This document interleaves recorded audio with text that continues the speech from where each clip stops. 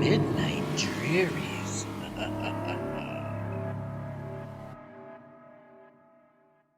At precisely 11:59 p.m., the moon turned an ominous shade of red.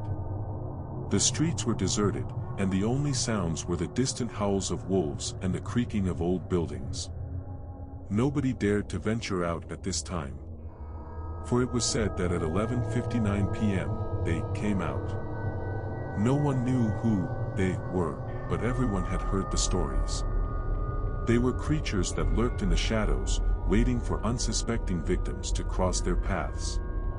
They were the stuff of nightmares, the creatures that haunted the darkest corners of the human psyche. But tonight, one man decided to confront his fears. His name was Jack, and he was a skeptic.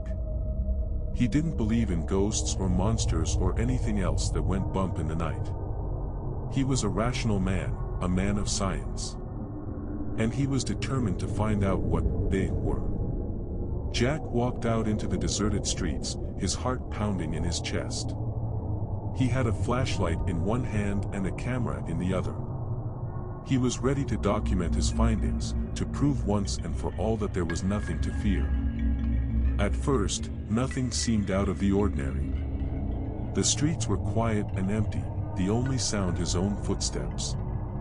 But as he walked further into the heart of the city, he began to notice strange things.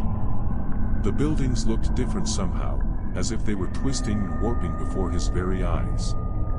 The streetlights flickered, casting strange shadows that seemed to move on their own. And then he saw them. They were creatures unlike anything he had ever seen before. They were tall and thin, with elongated limbs and sharp claws. Their eyes glowed in the dark, and they moved with an unnerving grace. They seemed to be made of shadows and mist, as if they were not fully real. Jack froze in terror, his mind struggling to make sense of what he was seeing. But before he could run or hide, the creatures spotted him. They turned their glowing eyes on him, and he felt their gaze pierce his very soul. He tried to run, but his legs refused to move. He tried to scream, but his voice caught in his throat. He was paralyzed, trapped in the gaze of the creatures. And then, they attacked. Jack felt sharp claws tear into his flesh, felt teeth sink into his skin. He screamed in agony, but there was no one to hear him. He was alone, in the darkness, at the mercy of the creatures. As the last of his strength drained away, Jack realized the terrible truth. He had been wrong. There was something to fear at 11:59 p.m. They were real, and they were not to be trifled with. The creatures dragged Jack's limp body away, their eyes glowing with hunger and triumph. They had claimed another victim, another foolish mortal who dared to challenge them. And so, the legend of they continued. People whispered about the creatures, told stories to scare their children.